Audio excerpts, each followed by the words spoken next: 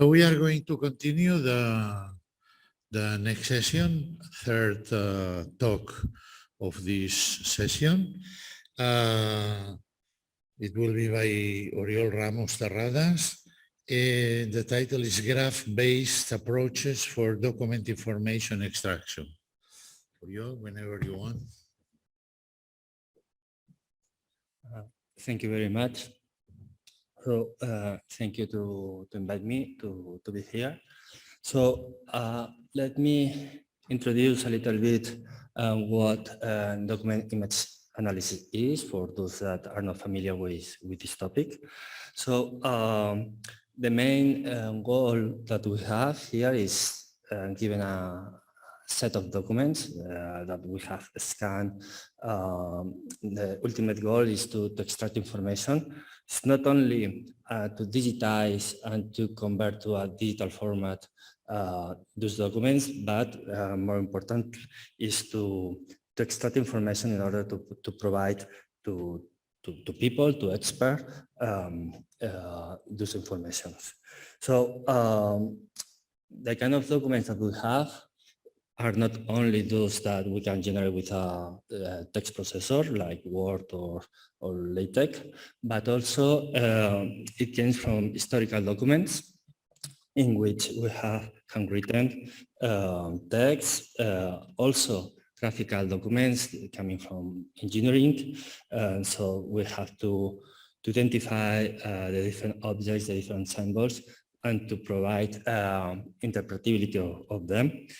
So typically, yes, before these new methods, end-to-end methods that start with an image and ends with an output, we typically divide the process into different stages. The first one, I just put here a list of some of them, was, for instance, this physical layout analysis in order to identify the different regions that appears in the document according to the physical type of objects like graphical, tables, images, text. Also, another task that we have is many times is to distinguish between printed text and handwritten. So we have to segment and to identify those regions that contains the different elements. A more complex task that we also have is what we call this name entity recognition. Here, the purpose is not only to detect and even to recognize the contents of the text, but also to be able to link, for instance, the key, the name of a form with the content. So if we have a form in which we have to fill in with the different names, addresses, age, we have to link these two informations in order to fit a database, in order to allow people to do queries. And lastly, for this talk is this table understanding and table detection. That is what I will explain today. That we have to identify the structure of a table, to identify the different rows, the different columns, which are the contents of each of the cells, and to be able to connect to the headers of the table that usually are the fields that also we have to fit a database, and also again to provide to fit a database and to allow people to answer their queries. So after this short introduction about the different tasks that we have in document image analysis, let's continue with the outline of the rest of the presentation. First, I will introduce shortly also graph neural networks architecture. That is the one that we will use for a particular task, that is this table detection. And I will conclude with a short set of conclusions and challenges that we have. So for those which are not familiar with graph neural networks, just to explain it in a few words, is the natural extension of convolutions that you all know. taking into account that the neighbors that we have in a graph change from one node to another. So it's not like in image that we can define or two-dimensional function that it's clear which are the grid, the structure. So we have to define a first operator that will allow to aggregate by means of messages that we will send from one node to another according to the weights that also have different edges in the graph. We will aggregate this for each node into a single message, and then we will combine it with the information that exists already in the node. So on the one hand, we will receive information from the different nodes which are close to a particular node, and then we will merge with information that we already have. This is the basic definition of a graph convolution.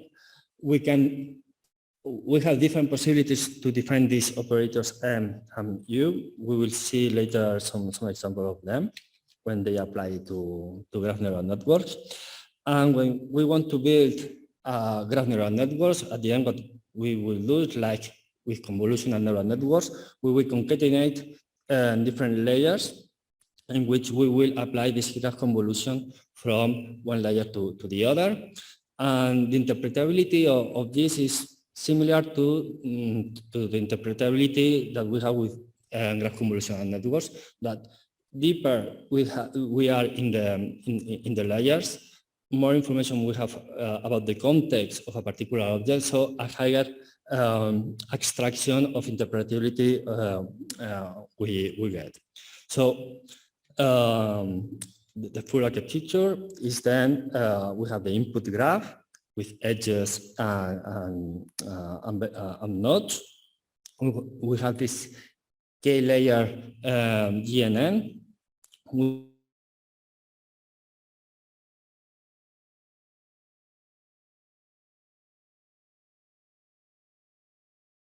We have the output of this node we must to define in order to backpropagate then during the training. So which kind of message that we can define? There are several possibilities. We have the basic graph neural networks, but also in our field, attention mechanisms has paid a lot of attention because it leads to, in general, to good results in our applications. One possibility is to use these graph attentions networks in which its weight is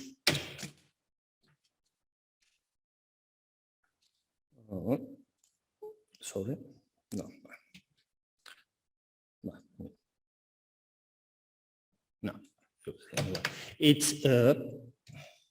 Its edge is weighted by an attention function that is defined, as you can see on the left side of this slide, in which basically we weight the nodes and then we apply a leaky ReLU activation function and then a softmax in order to have a value between 0 and 1 that will weight the edge that we connect to nodes.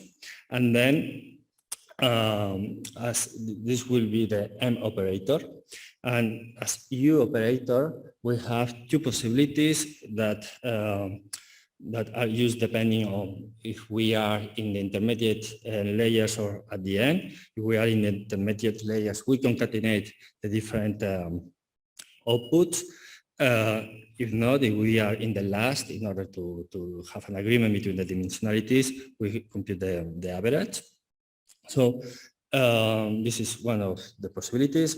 The other is an extension of the get recurrent units that are also used a lot in this field, in which we combine the inputs that comes from different edges in order to take advantage of the information of the nodes that are close to the particular node and combine to the others. So these are two two architectures that we test in this problem.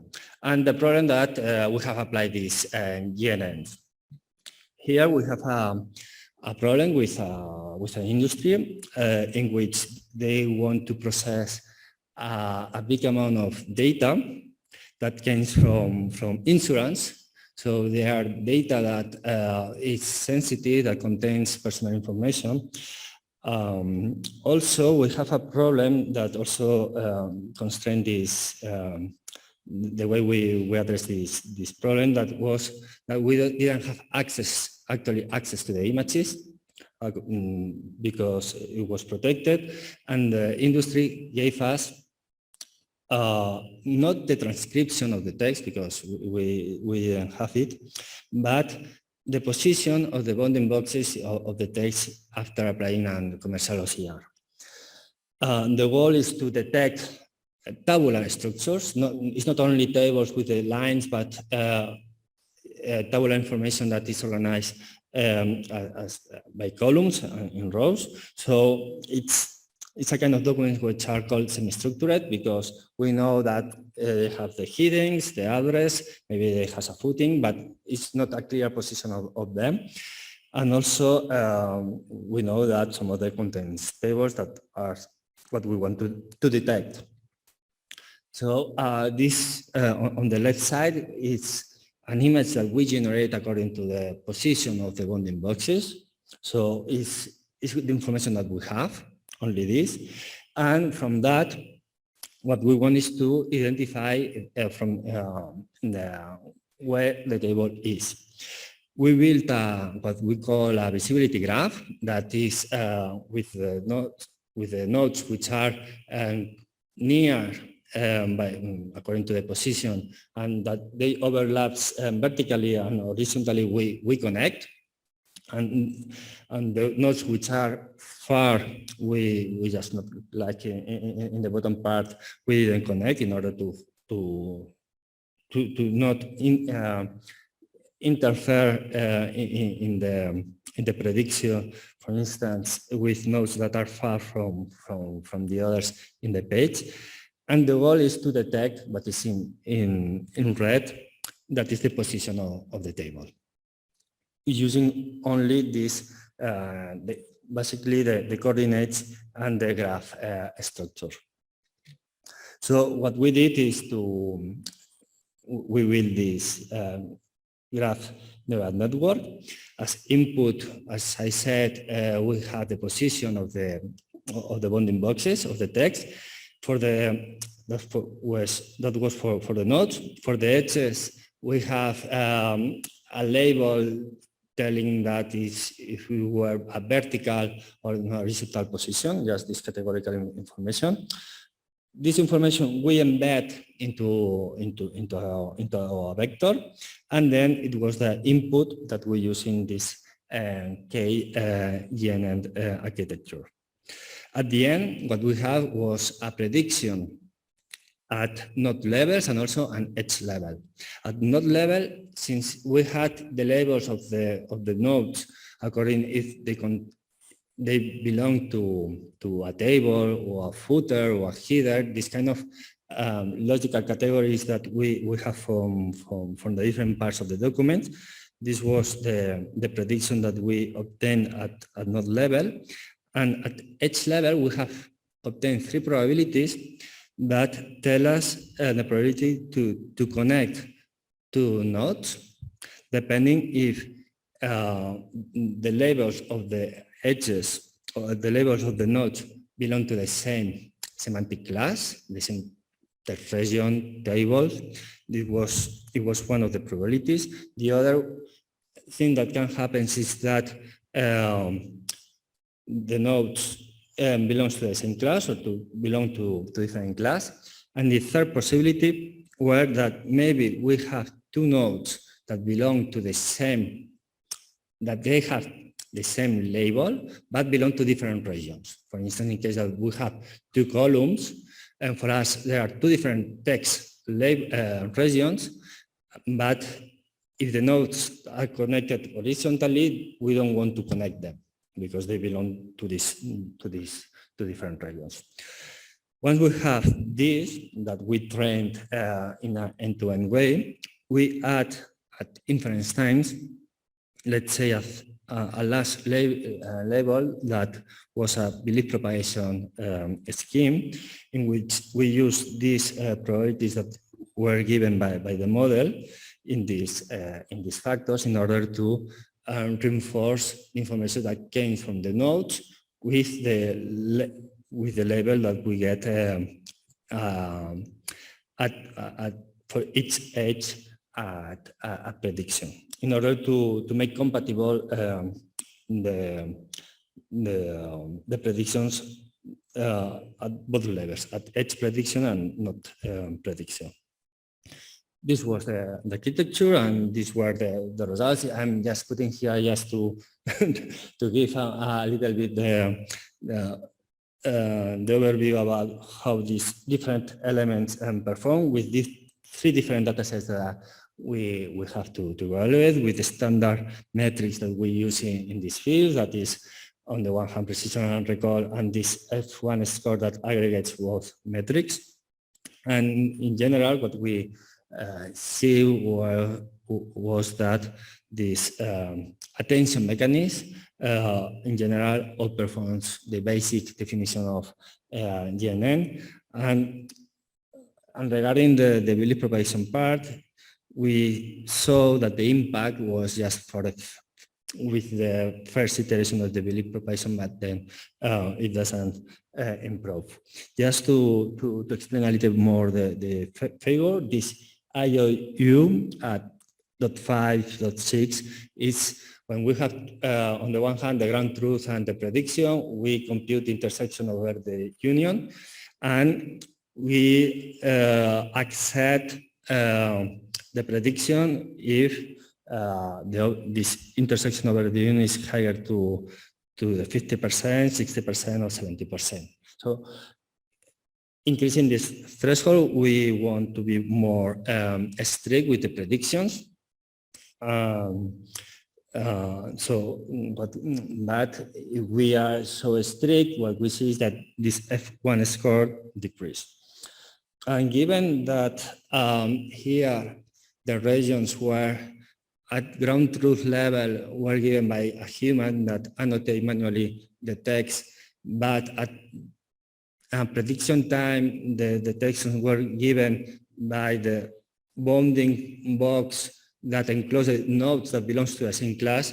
The reasonable threshold for us was the first one, because the human annotation with the one that we then with the text, when we have some rows that are, or some columns that are empty, most of the time doesn't, there are high differences on that. So that's why this 50% threshold is not irreasonable in application. So the conclusions, well, when we were faced with this problem, the only information that we have is just the position of the text. We don't have the information of the image in which we can use color or the contents or the words, the transcription of the words. So we detect tables just using structural information. This is one thing that we have to take into account when we analyze the previous results, because if we have the full image and we can use all the information, the results will increase these numbers with other neural network architectures. But which is important here is how useful is structural information to detect tables. And this is something that we can do with text that we are not able to read, to understand, that is written in different languages. So this were one hypothesis that we have that was